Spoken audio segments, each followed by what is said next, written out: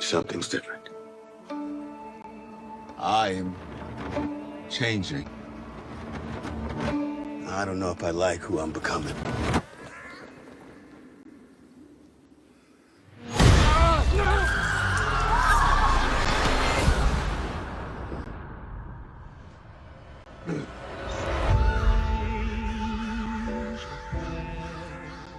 Boyd, there are a lot of people wanting to know what happened down there.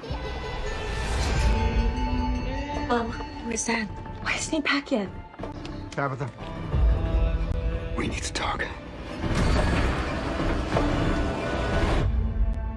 It means everything they showed us. It's real. I think they're doing it to make us afraid. Well, then it worked. There is something ancient here. And it's feeding off our suffering, and it doesn't stop. We're losing. We're running out of time, and we still don't know the goddamn rules. There is no way to fight back against those things. Everything we've done, every sacrifice we've made, none of us are going anywhere. You think you're some kind of hero? You're a monster.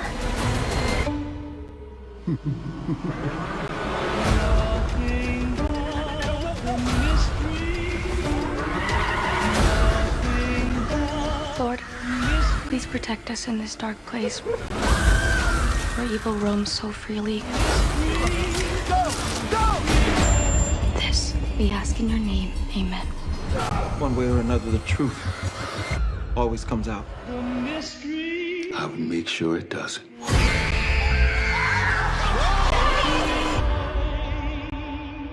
I think for the fans of the show, I think timeline is very important when it comes to Acosta and how she's been reacting recently in the episode. So from the pilot episode to right now, it's only been about a month, correct? Yes. So what I am aware of is that from the time Jade and Tabitha entered the show, I believe it's only been 27 days. That would make Acosta's arrival, she's probably only been there like 4, maybe 5 days at the absolute maximum. I even want to say like 3 to 4. So that's the timeline that I believe to be true. It's interesting. I kind of had my ideas of what this character was going to do, where this character was going to go in season 4. But the writers have kind of given us some layers to this character this season so far, and I'm really enjoying that. How about you playing this character? Yeah, I agree. You never know with John Griffin as a writer what way he's going to take your character, but like I know that the audience believed that Acosta this season would sort of kind of go against Boyd and sort of start her own thing. I never really thought that was ever going to happen. I understand why the audience thought that for sure, but I just thought that eventually she would sort of like show more vulnerability. I didn't know how or that it would be done this way because I do believe that they're stronger working together than apart. Mm-hmm. So I'm glad that it kind of went this way. I totally understand though why the audience thought that we were kind of taking a different path. Do you feel she's a misunderstood character, and why is there so much disdain towards this character? I think when you have a beloved character like Harold Perrineau, right, that you've watched on your screen for 3 seasons, and you've seen him basically give his life to this town, right? Like make so many sacrifices and difficult decisions. And we all love this character, Boyd. And then you have a new character kind of come in and sort of question him and butt heads against him. And so I understand, like from Acosta's perspective, she doesn't know all of the good that Boyd has done she hasn't seen any of that. So I understand her perspective. And then I totally understand the audience's perspective because they know the history with Boyd and everything that he's been through. So I think there's not a disconnect, but like that's the difference there, is that I definitely understand both sides. And I think that's why there's friction between the character and the audience. I don't know if you read any of the comments from the fans about this character, but I'm curious to know, even though you are just playing a character, does it affect you personally knowing that so many people don't like this character? Or is it one of the things is like, you know what? I'm doing my job. People don't like this character. I'm doing what I'm supposed to be doing. No, like, look, I've been doing this a long time. All actors, I imagine, would say the same thing. Like, we're playing a character. Like, I'm not a police officer from Maine. I never take it Right. personally. I don't go on the Reddit boards or anything. But I also feel like maybe negativity sometimes in life in general is often louder than positivity. And so, whatever reaches me, like on my Instagram and social media, is always positive. Like, I don't necessarily agree with what Acosta is doing, but I love the performance or I love what it has added to the show. So I just kind of stay away from the stuff that gets like, because on those boards, I think it can get like really dark with a lot of the what is said about the characters. But no, it's like this is our job. This is not. We're just entertaining you. That's all we're doing. It's not that deep. It's interesting. Sometimes fans latch on to something about a character, and one of the things that latched on about Acosta is her uniform. Yes. And Yeah. I'm like, I don't want to go down that little rabbit hole or just overthink it, but I'm thinking Yeah. she finally changed her uniform. Obviously, she put Yeah. on some regular Kind of like, clothes. yes, she I'm did. curious, and please tell me if I'm just reaching here, but her keeping that uniform on, was that a way for her to have some kind of control while she's there and maybe have some kind of connection to her life before she got to the town?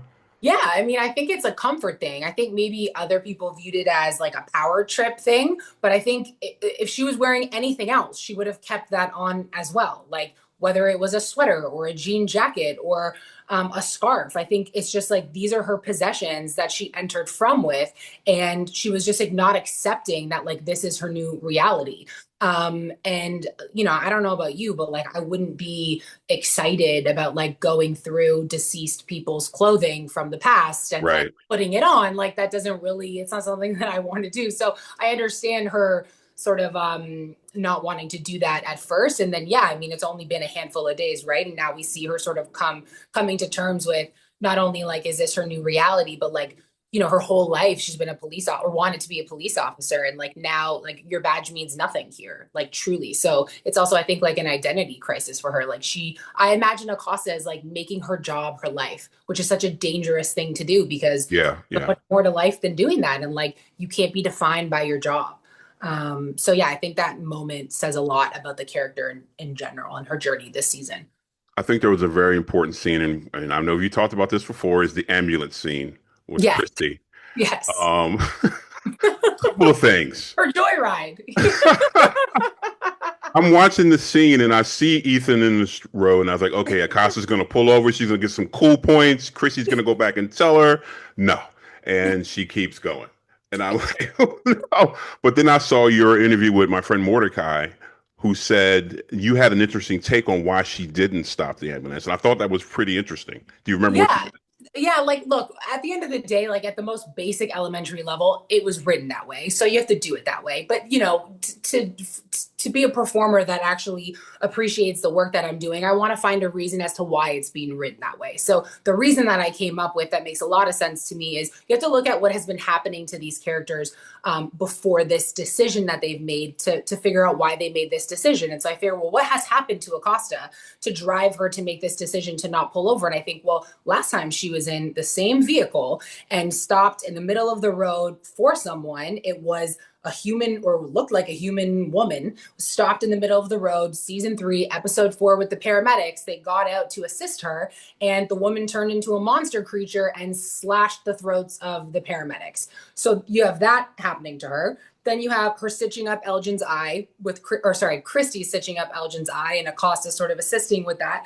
And Elgin saying, I saw the kimono woman, she told me that I was helping to save Fatima. And Christy saying this place puts things in your head. You can't trust what this place puts in your head. You have Boyd. We got, hands coming up out of the ground at the Abby's grave. We have the Ankui children. And so people are seeing things. And so I justify it as like Acosta is not trusting what she's seeing. And that's just a distraction to her. And she just wants to keep it going and not get distracted in the loop. And maybe that in her mind is different than what everyone else has done, is getting distracted in the loop. She's like locked in the loop. That's not even Ethan to her.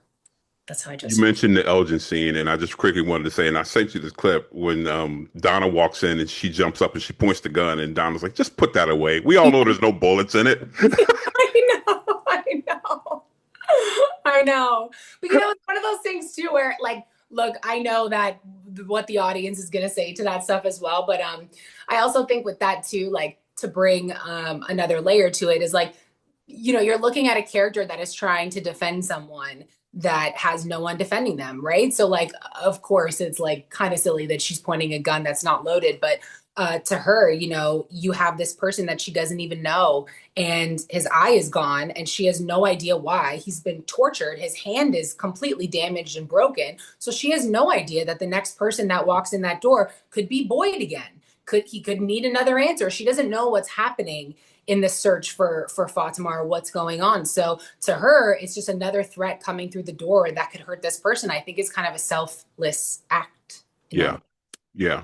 There's a line she says in that scene that really stuck with me, and I actually wrote it down, where she said that she's a good person, and the reason that the people in town don't try harder is because deep down they know they belong there.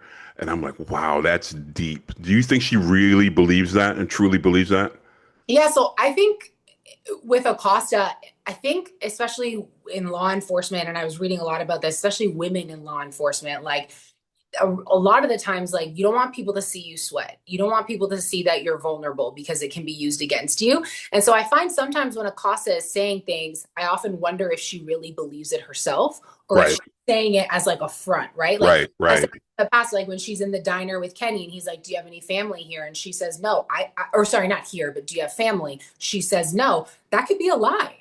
Yeah. She doesn't want any, like, if you're a police officer, you don't want people to know that you have a family. You don't want people to know that you have connections that can be used against you. That's a vulnerability. So when she's saying, I'm a good person, I don't deserve to be here, I was playing it like maybe that's the guilt of killing Nikki when she entered the accidental like gunfire that went into Nikki and killed her. Maybe she thinks she's a bad person for that. And she's trying to convince herself. She's like, oh my God, is this hell? Like, is this because I did that? I'm a good person. I don't deserve to be. But maybe she thinks she's a bad person because she did that. So I think there's a lot more to what she's saying than is what's on the surface. I think some of your best work of this season so far was when Boyd basically arrests her and puts her in the jail. And he comes in and talks to her, and she just looks defeated. The first time I've seen her really look defeated, and starts even talking about suicide. Can you talk about that scene and working it with Harold? Because you two were fantastic in that scene. Yeah, thanks. It's one of those things again where like you just use your environment. So, there is an actual cell like built in the town of From, and everything that you see was like tactilely there for me to access. And so I just stayed in that cell the entire time we were filming. Usually if they're changing the camera angles, you can kind of go into another room and get a breath of fresh air, but I just wanted to kind of stay in that confined space. And I actually had a really hard time at the beginning wrapping my mind around that scene, because you go from episode 2 and she's just like, I'm getting out. Exactly. And then it like flips quite literally overnight.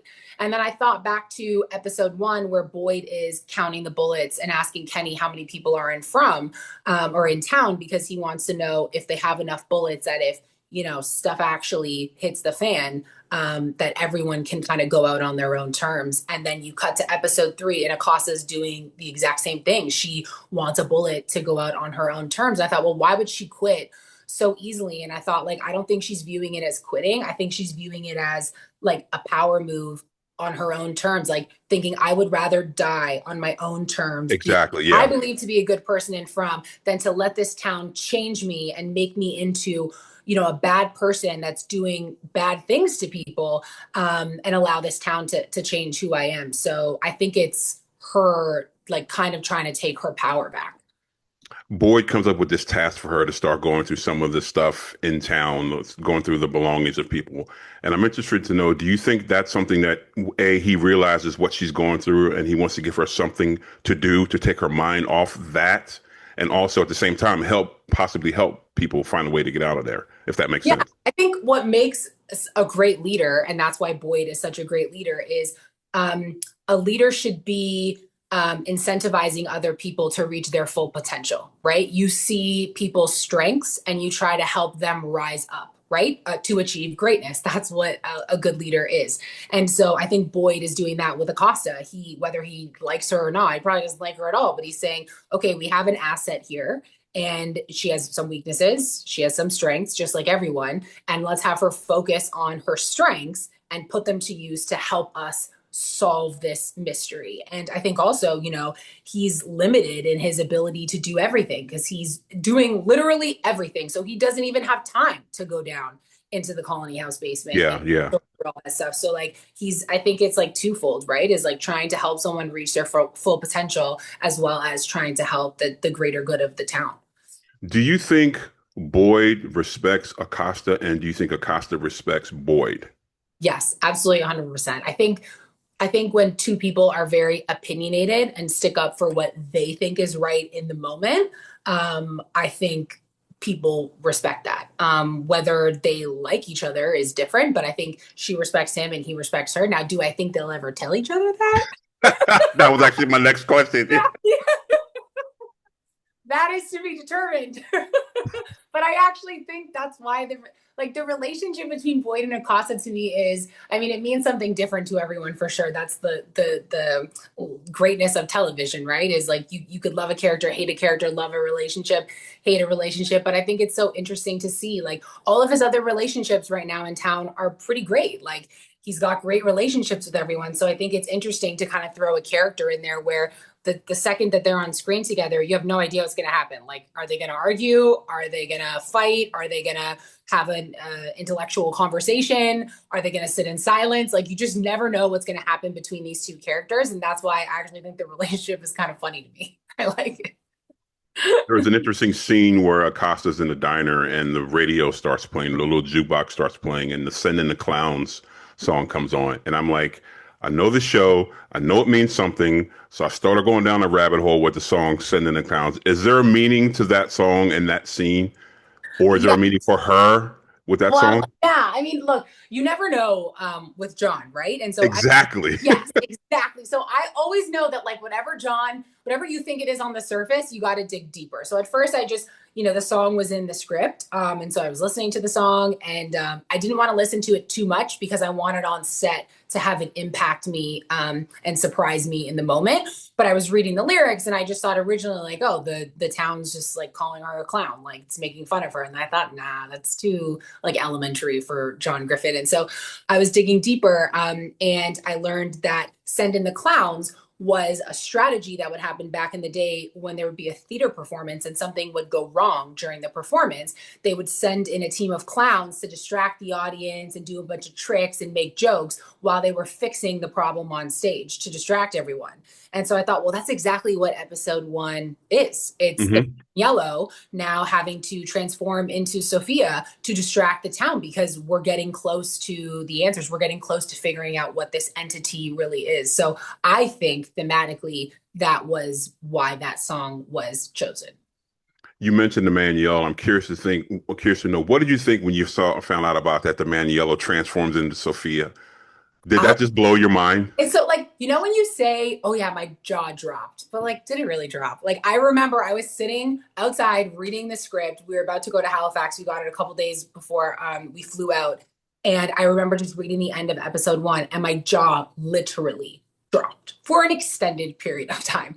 And then I just thought, wow, whoever gets this role is like the role of a lifetime to be able to play just this like entity, creature, evil man, as well as some innocent church girl. And so obviously Julia Doyle has been doing an incredible job with that role. But yeah, I was in shock and I love it. Like, again, I don't think anyone thought that was going to happen.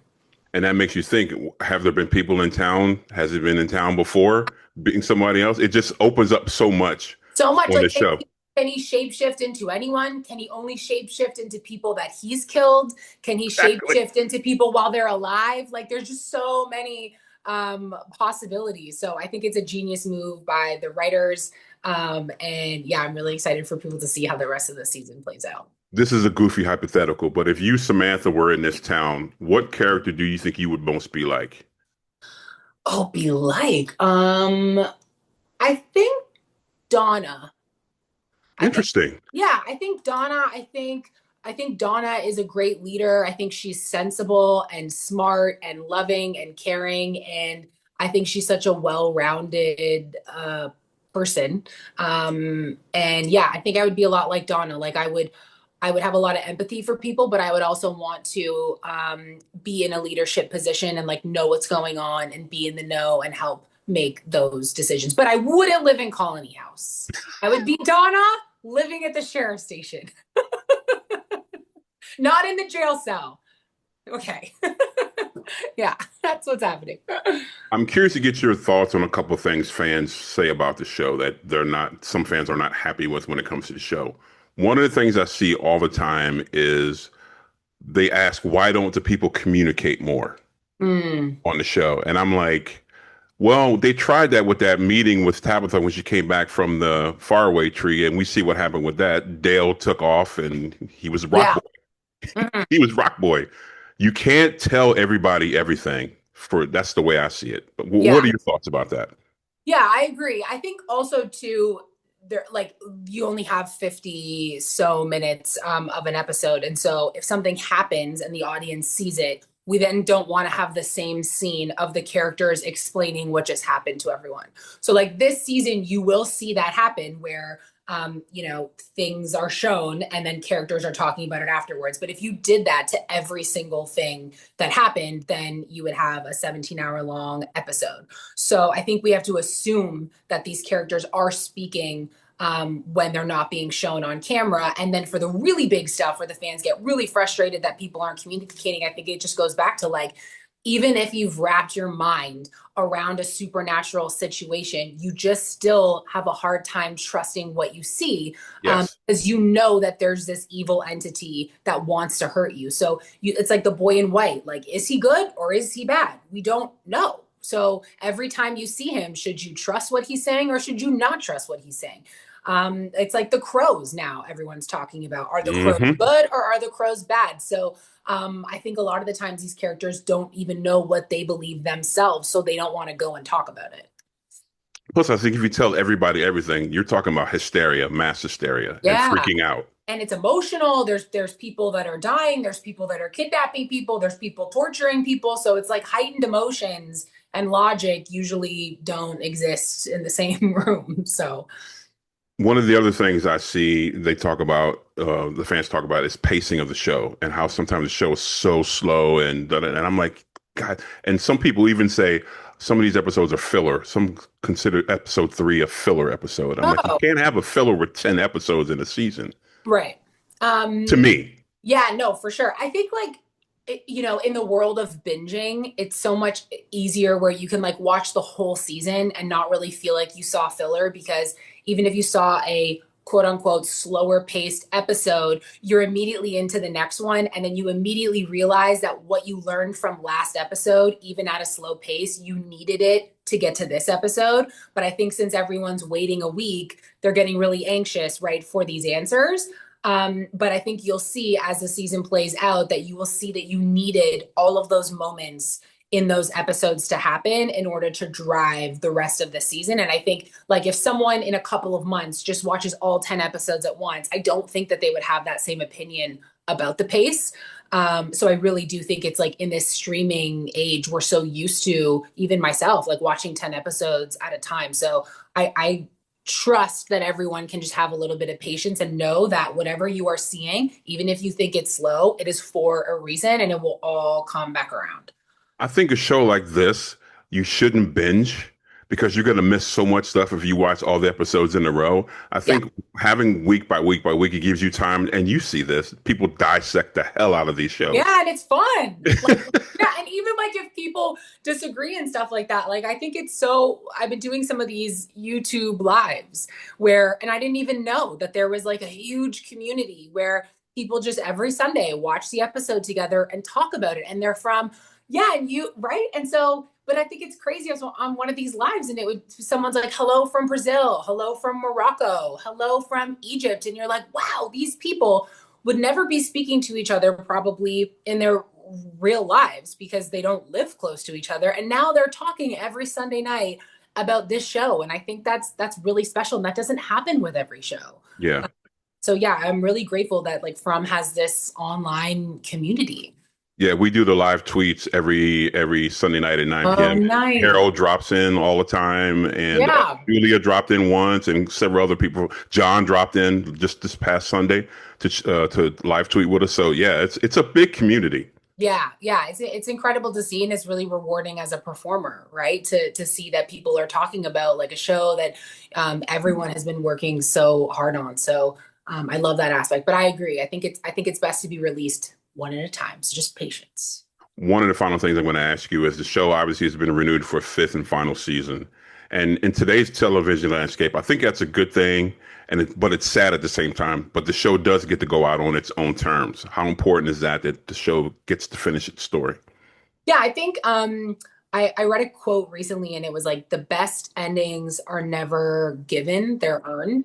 And I think that's so true for the team of From. Like John Griffin, Jack Bender, and Jeff Pinkner, they are the creatives behind this show, and they earned the right to have a fifth season and like land the plane the way that they wanted to. And I haven't been here since the beginning. I came on season 3, but like I have heard stories of how hard it was for the show to get picked up and the amount of work it took to get eyes on the show. Yep. And to have this creative team be able to actually wrap up this story exactly how they wanted to. I'm so, so proud and happy because they are so deserving of that. I know you can't say a lot, but what can fans look forward to as the season progresses? Maybe with your character, maybe with the show in general. Chaos, like pure chaos, just chaos, chaos, chaos, chaos, and a lot of connecting the dots, like a lot of answers. And I think now that we know that the show is going to end on its final season, that you guys are going to start really seeing all the dots being connected and figuring out what this show means. And finally, one of the great things about having a fan base like this is not only will they appreciate your work here, but they appreciate stuff you do outside of this From community and the From work. Any projects you have coming up that you can tell us about that we can make sure we start supporting or support? Yeah. I just finished a feature called Into the Deep Blue. It's based on a book. It's about love and loss and grief. And that should be coming out in the fall. And then I shot a Christmas movie, which was a delight. And that will be coming out around Christmas time. So, was it a Hallmark movie? I actually can't announce what streamer it will be on. But yeah, so stay tuned for that. And definitely a different character than Acosta. So she smiles a lot.